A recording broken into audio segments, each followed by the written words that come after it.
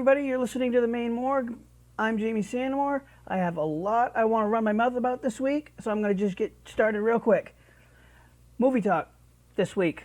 First up, I want to talk about Texas Chainsaw Massacre: The Next Generation, which, for those of you that don't know, is the third film in the Texas Chainsaw Massacre series, starring Renee Zellweger and Matthew McConaughey, of all people, if you can believe that. This film was released in 1994, written and directed by Kim Henkel. I'll tell you, I'm going to be right up front. This was a movie I avoided watching for a long time. I've never really been a huge fan of the Texas Chainsaw Massacre films, other than the original. I absolutely love the 1974 Texas Chainsaw Massacre by Tobe Hooper, an amazing genre-breaking film. However, the sequels always seemed to fall very far short of the brilliance of the original film. And this can be said for many slasher classics. And I'll be the first to tell you that the original film in each series is almost always mentioned as my favorite. I mean, The Next Generation had its moments of cool stuff, but for the most part fell short. And I'll probably never watch that movie ever again. My favorites in the series are, of course, the original 1974 film, the reboot just starring Jessica Biel, and Texas Chainsaw 3D, which is my absolute favorite film of the newer ones. Next up, I want to talk about the Fantastic Four. No, not that god-awful movie that just came out recently. I want to talk about the '05 Fantastic Four. This film was very good, in my opinion. I'm not a huge fan of the Fantastic Four, but I knew who they were, and I'm a big fan of Doctor Doom. So I couldn't wait to see him on the big screen. And I've seen this movie a bunch of times. But I will say that, for my money anyways, it was very much like Spider-Man from '02.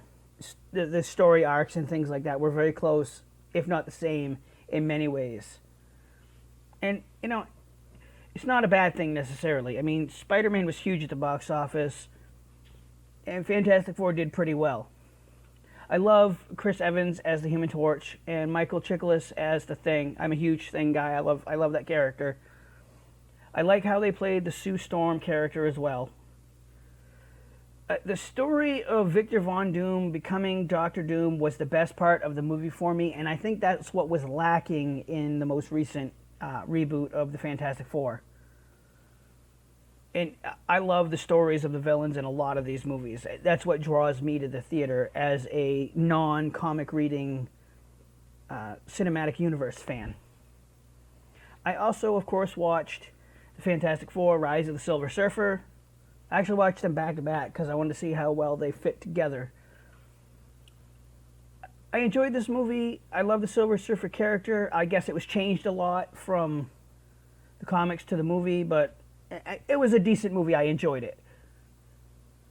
Lastly, I want to talk about Star Wars Episode 7, The Force Awakens. I actually did a review for this on wickedcarnivalproductions.com. Probably, I think right after I saw it the first time. I just rewatched it for the 20th time. Yes, I keep track of these things. I loved The Force Awakens. I thought it was a good continuation of the story while starting over in a lot of ways. And it is very much like A New Hope. And I think that it had to be. Because you need to start the new trilogy off with new characters, along with the older ones. I mean, you couldn't make this movie without Luke, Han, and Leia. That's just my opinion. Of course, you have to throw Chewbacca in there because he's Han's right-hand man. You have to throw in C-3PO and R2-D2. I love the addition of BB-8. I love that little guy. He's funny. And I think, this is hard to explain. And I love all of them, all of these movies, and a lot of diehard Star Wars fans will say that they don't like the prequels. and that's fine. You're entitled to your opinion. But without those prequels, you would not have seen how Anakin Skywalker became Darth Vader. So I think in that respect that they're very important. Say what you want about Jar Jar Binks and the storylines and all that stuff. If you didn't have those movies, you wouldn't know how Anakin became Vader. And I don't read the books and the comics and all that. Maybe that stuff was discussed in books or whatever, but I think seeing it on screen for Star Wars cinematic fans, I think is very important.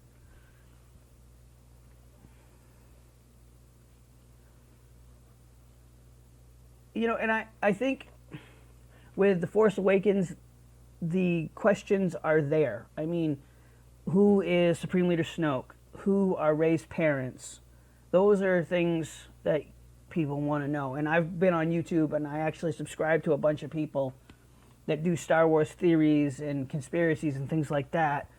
And I'll tell you, for somebody that just watches the cinematic movies and knows that universe of Star Wars, it's very confusing when you start learning about what's canon and what's not. For those of you that don't know, canon is what fits into the story or what they're using to support the story from the comics and the books and in the TV series, in the cartoons and that stuff.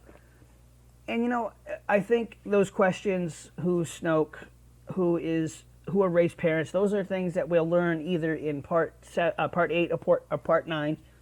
I think they'll answer one in part 8, and then I think they'll save who is Snoke for the finale of part 9. I don't know that for sure. I'm not writing it. I wouldn't even want to attempt to write a Star Wars movie, or a Star Trek movie for that matter, because there's a lot of moving parts. You know, the Force Awakens was written in a way that if you didn't read the books or the comics or watch the cartoons, you still know the basic story. Now, with Rogue One, a Star Wars story, they will fill us in on the things that led up to Star Wars Episode 4, A New Hope. And I think that's really cool. I'm actually looking very forward to seeing Rogue One, to see what they do with it. And the fact that Darth Vader is in it is awesome.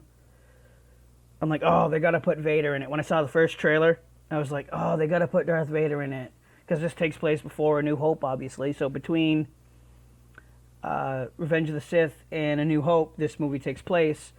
So I'm like, oh, they got to have Vader in it. They got to have Vader in it. I'm like, oh, what if they don't? What are they going to do? Are they going to show us more of the Emperor? What are they going to do?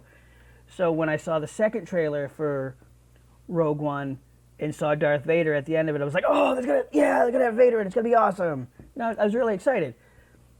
To close out this segment this week, I've been rattling on now for 8 minutes about movies. The Force Awakens was an awesome movie for many reasons. I'm excited for Rogue One, which comes out this December, and of course, Episode 8 in 2017. I'm going to take a short break here. I'll be back. You are listening to the Maine Morgue. Hey everybody, this is the Maine Morgue. My name is Jamie Santamore, and what I'm here to talk about during this little commercial break is the Maine Morgue needs your help to get better. In order to do this, we have started a GoFundMe page. The address is gofundme.com/The Maine Morgue. We are looking to raise $300 to get better equipment to do the podcast with, and hopefully get some green screen equipment and be able to do different things with the show and make it a video podcast as well as the audio. I would love to do one segment a week with video. To make that happen, I need your help. So please donate to the Maine Morgue. GoFundMe.com/The Maine Morgue. And thank you so much for your continued support with the Maine Morgue. Welcome back. I want to talk a little bit this week about success and failure.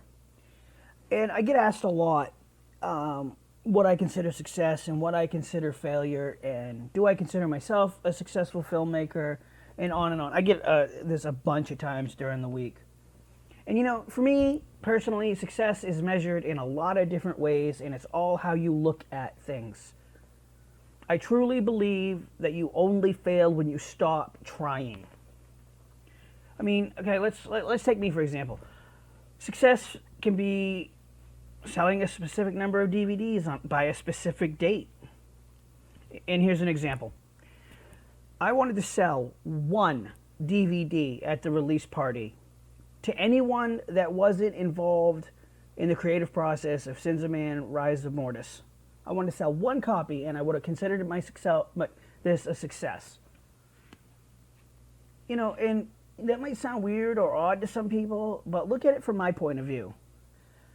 If someone who didn't know me and didn't know I made this movie buys it based on the title or seeing it at the store or sees us, you know, signing DVDs, then I've made an impact. I mean, right?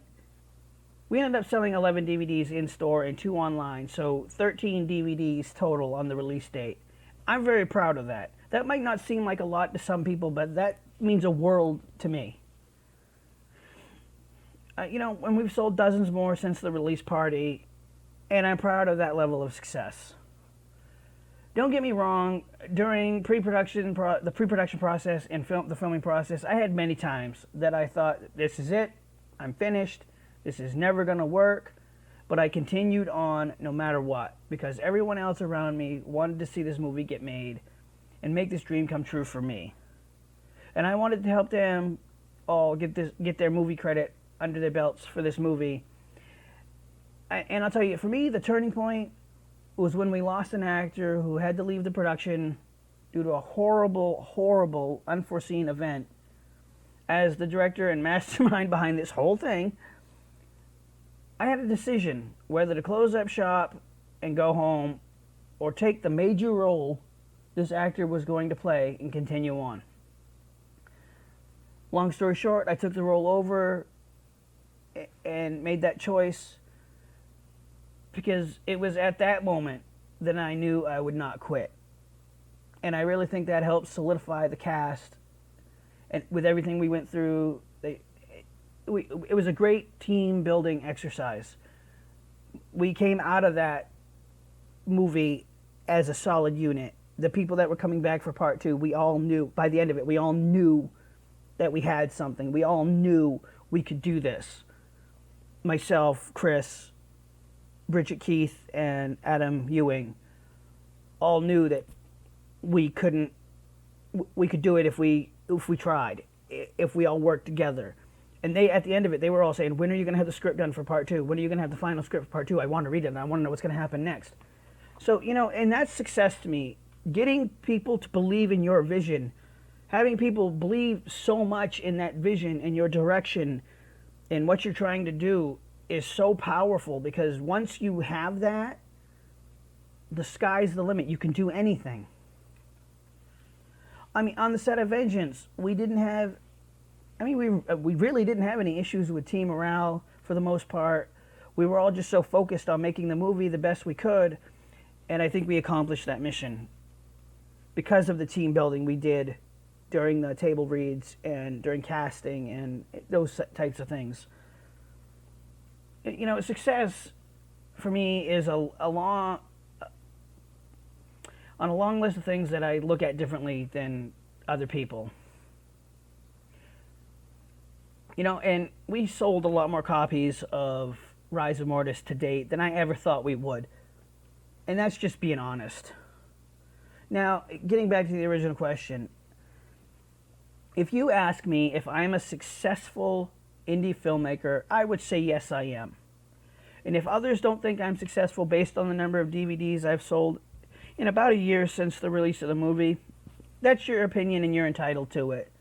But we're going to have to agree to disagree, because I look at myself, my cast, my crew, and Sins of Man, Rise of Mortis as a smashing success. I'm going to take a short break, and I'll be back with segment 3.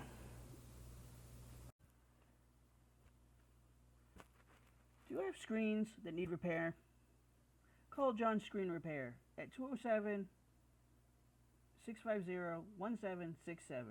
or reach out to them by email, cubman428@yahoo.com. They do screen doors, window screens, sliding screen doors, you name it, they can fix it. Once again, that's John Screen Repair. 207-650-1767. 6-7. All right, I'm back. I'm going to talk about the pink elephant with the purple polka dots that's in the middle of the room right now. All you guys asking about updates on Sins of Man 2 Vengeance. If I had one, I would give you one. So here's the best I can do. After we wrap shooting on a project, basically everything in the post-production stage is in the hands of Chris Fife, who serves as my executive producer, my cameraman, my audio mixer, my music coordinator for the movie, along with everything else that he does behind the scenes. My job after we wrap is to start working on booking promotional appearances, which is very time consuming, looking for venues to host these events, waiting for emails to get back, and it's frustrating in a lot of ways. But so worth it when I get to sign DVDs for fans. I mean, that's my favorite part, I have to say. That and talking to people. Chris is working on getting the cover art sent to me so I can approve it, along with a trailer so I can release it for all of you guys to see. Things are looking like we'll hit our release date on time, and I will update you guys with anything as soon as I can. I love talking to you guys on Facebook, Twitter, email. It's cool to wake up in the morning. I mean, I tell people all the time, it's the coolest thing in the world to wake up in the morning, turn my computer on, or look at my phone and see emails and tweets and Facebook messages from fans from all over the world. I love talking to you guys. It's really a cool experience. I mean, like I've said, I think I've said it on every show, and I'm going to continue to say it. Fans are the reason I do this. Not fame, not money, not notoriety. At the end of the day, I'm a fan just like you guys. And I know that. So updates, yes, have been scarce as it relates to Sins of Man 2 Vengeance. It's because I'm working on Sins of Man 3 Tribulation. I'm also working on the project after that, and the project after that, and the project after that currently. So I'm working on 3 or 4 projects, getting them ready for shooting. I'm getting them shoot ready, as I call it. There's probably a technical term for that, but I don't know it. So we're just going to move on. So that's all I can tell you. From what I understand, from what Chris has told me verbally about the cover art, it's going to look amazing. It's going to look very different than the Rise of Mortis cover art, which Chris has had a heavy influence on this. And from what he's told me, it sounds amazing. I only asked for a couple of things when we were talking about it, so... And no, it wasn't my name on the front cover. I'm not that vain. Well, no, wait. No, I'm not that vain. I'm getting there, though. Next one I wanted to say, Jamie Santimore's Sins of Man Tribulation. Nah, that's just ridiculous, dude. That would never sell. Anyways, so I'm talking to myself again. I mean, I'm sitting here talking to a computer, so I might as well be talking to myself. And the trailer is coming. Of course, we want to get a trailer out to you guys before the release so you guys can see it and decide whether or not you're going to plunk your money down for this DVD. But, of course, the main focus is to get the movie finished. And Chris can only do so much because he's a very busy man. He runs several businesses besides helping me out of the kindness of his heart to get these movies made. So stay tuned for updates. I will try to be more diligent with updates. And if I don't post something on Facebook, look on our Twitter page, which is @WickedCarnProds or @SinsOfManMovies. Sometimes I don't post it on all social media because I have 3 Twitter accounts. I have 4 Facebook pages. I have 2 websites that I have to put content on. So check all mediums because you never know where the update is going to come. I'm going to take a short break, and I'll be back to talk about following celebrities on social media. Welcome back to the Maine Morgue. I am your host, Jamie Santimore. Segment 2 this week is going to be centered around the announcement I made last week on sinsofmanmovie.com and on YouTube. The video basically divulged to the world that I would be officially stepping down as director of Sins of Man 3 Tribulation, which is our final film in the Sins of Man trilogy. And there are a few reasons that I decided to step down. Mainly because I wanted to create the best possible movie with the resources we have available to us. And the best way for me to do that is to concentrate on the storytelling and the writing of the script. And I want to be 100% clear with everybody. I was not forced out by anyone. This was a decision that I came to on my own after conversing with the person I selected to take my place as director. And I laugh whenever people email me and ask me if I was booted from the project. Because I am the owner and the founder of Wicked Carnival Productions.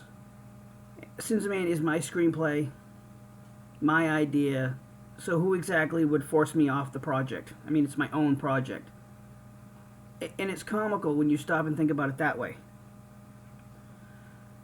I made this choice because it is what is best for business, it is what is best for the project and the franchise. And I'm leaving the directing up to a much more qualified person, that being Chris Fife, who is my executive producer on the first two movies, my cameraman, my audio guy, my sound guy, my music man. He does so much behind the scenes that I think he will do a much better job than I can as the director of Sins of Man 3 Tribulation. Now, I'm not walking away from the project completely. As I stated in the announcement, I'm writing the script. I'm staying on as script supervisor, so I will be there on set every day. And I'm staying on as a producer, so I will have somewhat of creative influence on the project. And Chris and I get along amazingly, so I don't think there will be any issues whatsoever with us having conversations on set. I don't think it'll get heated at all. And I think he's going to deliver an amazing film. I'm 100% sure that he can do this. And I know he's going to make an awesome film to finish off the Sins of Man trilogy. I'll be right back after a word from another one of our sponsors. You're watching the Maine Morgue. Welcome back. Following celebrities on social media, and I'm not talking about myself. I want to make that clear right off the bat. I have a policy of if you follow me, I follow back. Unless you're one of those fucking idiots who's trying to get people to buy followers. I hate that shit. Don't ask me to buy followers. I want people that are following me because they want to follow me. They want to know what's going on with the Maine Morgue. They want to know what's going on with Wicked Carnival Productions. They want to keep up to date with what's going on with Sins of Man, the trilogy. Or they just want to talk to me as a person, not even as a celebrity, as a person.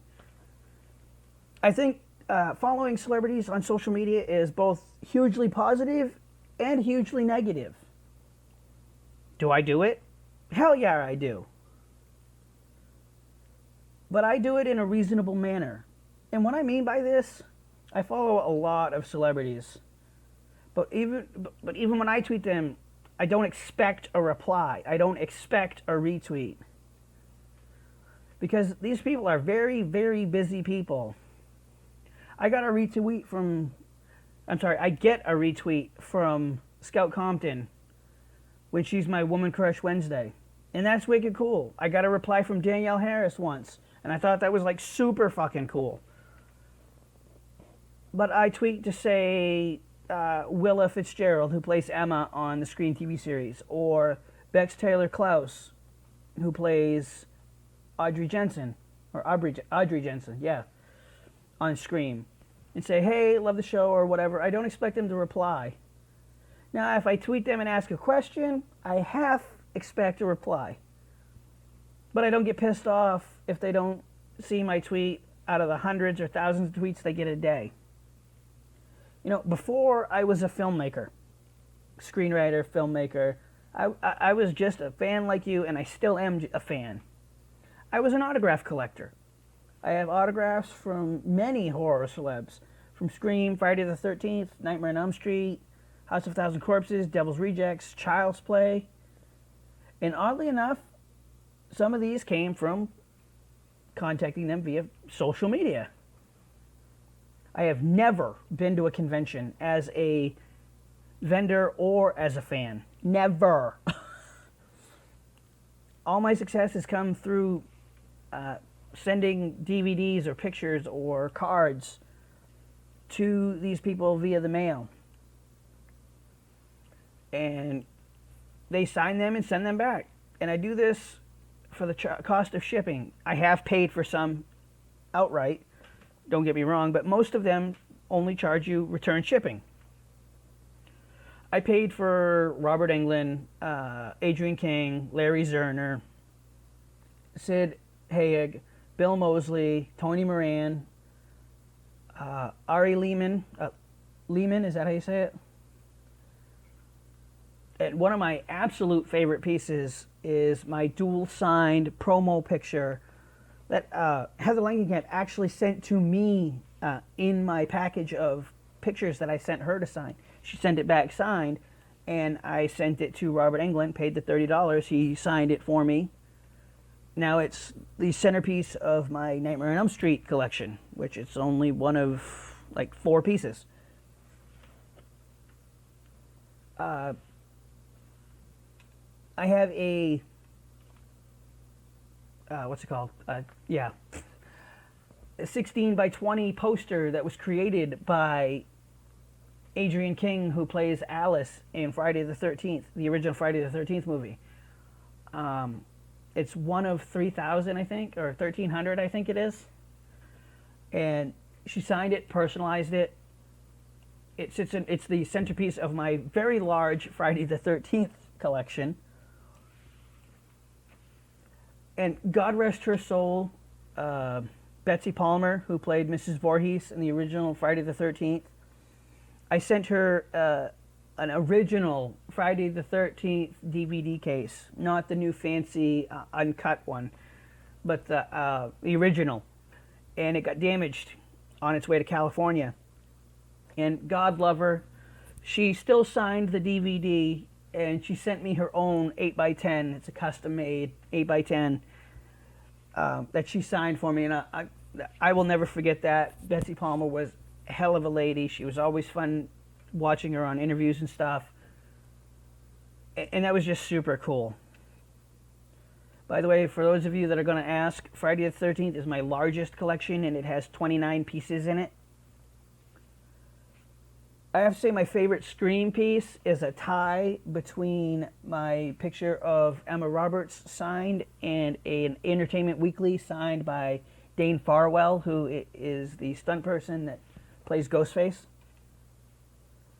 Let's see, what else do I have? All kinds of stuff. To close out this section, I think if you follow a celebrity on social media, you really need to be mindful of how many messages and tweets they get on a daily basis. And if they don't reply to you, then you have to say, that's okay. As long as they saw it, they know I love their show, they know I love their movie, they know I love them.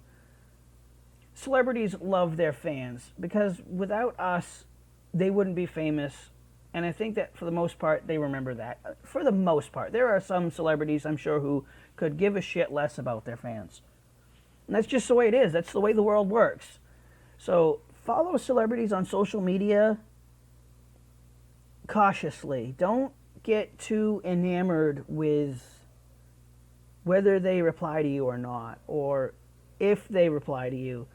Try not to ask them so many questions, I guess, maybe, unless they do, I got 10 minutes, questions go kind of tweet, which they do.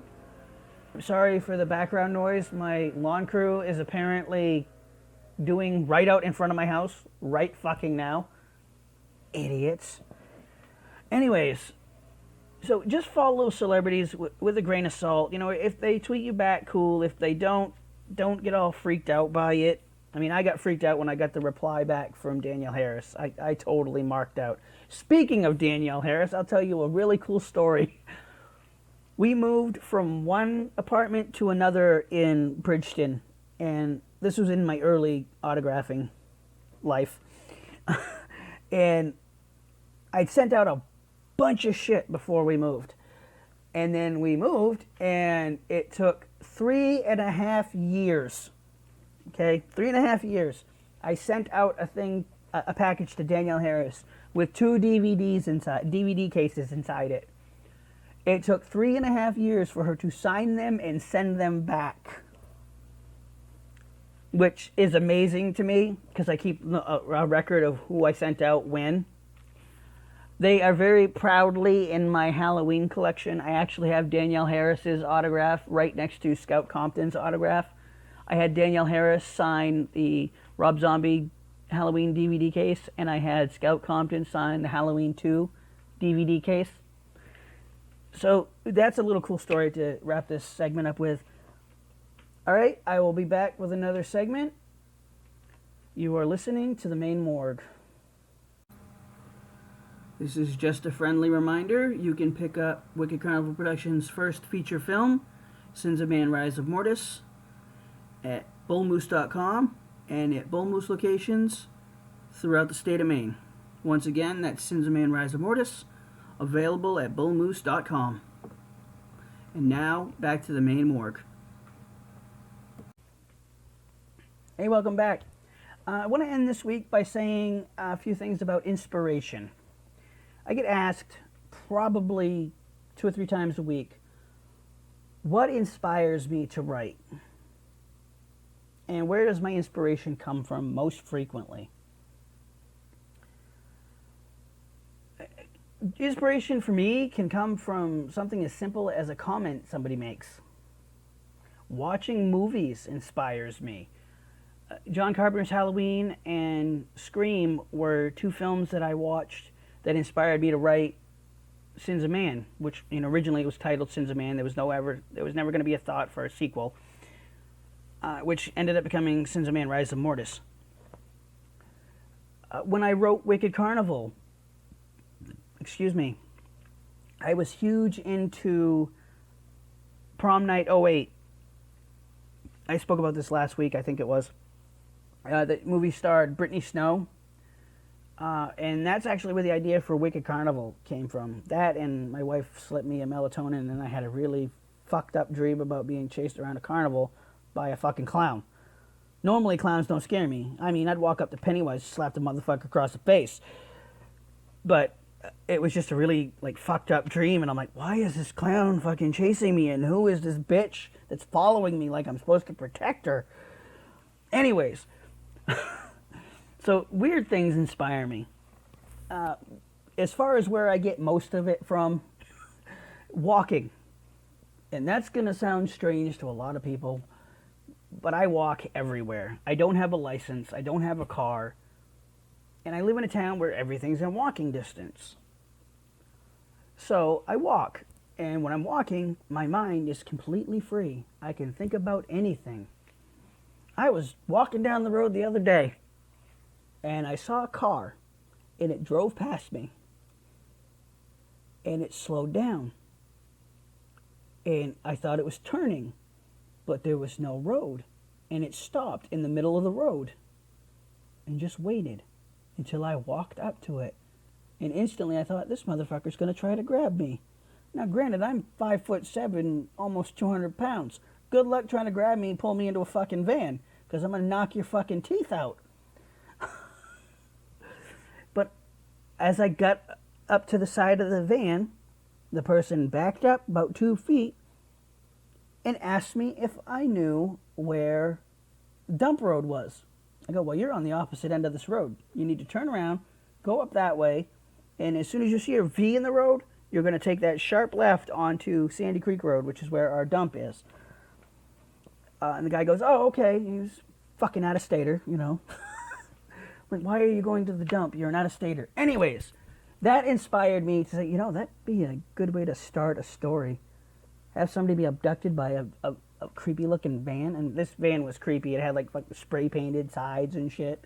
I'm like, what the hell's wrong with these people? Get a new car. Anyways, that inspired me. And I started writing some notes. It's not a project that I'm, eagerly trying to write, but just I write notes all the time. I probably have 9 one-subject notebooks filled with just random fucking ideas. I'll pull them out one day like, oh, that's a good idea. Let's work on that one. I don't know how other writers do that, but I do it. It's just something I do whenever I have an idea. I write it down in a notebook. And I could have like 10 ideas on one page and they're not connected. I mean, I'm sure with a little bit of finesse you could connect them, but... And you know, I've talked about this before on the show, and I've talked about it in other mediums, like on my website. I was sitting with my grandfather-in-law on 4th of July weekend on his front porch, and I looked across the driveway, because there's a business that sits right beside their house. And there was an ice cream truck in that driveway, in their parking lot. And just boom, an idea popped in my head. No, it's not about an ice cream truck. Sorry for all you weirdos out there. And I took out my phone and I started tapping notes into it. And by the time I got home, I had a 20-page outline all just right in my head. My wife is a great inspiration to me. Whether we're watching TV or we're talking, or she'll tell me about something that happened funny on a website, or she read something funny, and I'm like, oh, that could work. If you mixed it with this idea, and boom, you get 10 million ideas. So those are a few places that I get inspiration from.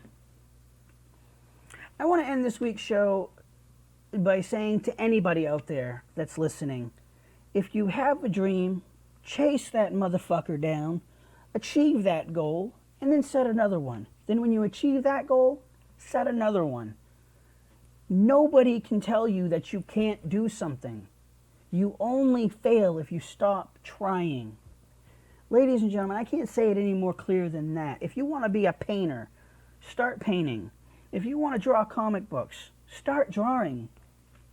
If you want to make music, start a band. If you want to make movies, start writing. Write the scripts, create the characters. You can do anything that you set your mind to. Especially in today's day and age, you can shoot a friggin' movie on an iPod. There have been several movies that have won film festivals that were made on iPods. It's amazing the technology we have at our fingertips today. The biggest thing I can tell people who have a dream, if you want to succeed, surround yourself with like-minded people. Do away with the negativity. Do away with the people that say that you can't do it, because I had people that I've known my entire life tell me that I wasn't going to be able to make Rise of Mortis. And they all had to eat crow when I released the movie the day before Halloween last year. So, surround yourself with people that believe in you, that believe in your vision. Those are the people that are going to go to hell and back with you to make sure your movie gets made, to make sure your comic gets put out, to make sure your CD is released.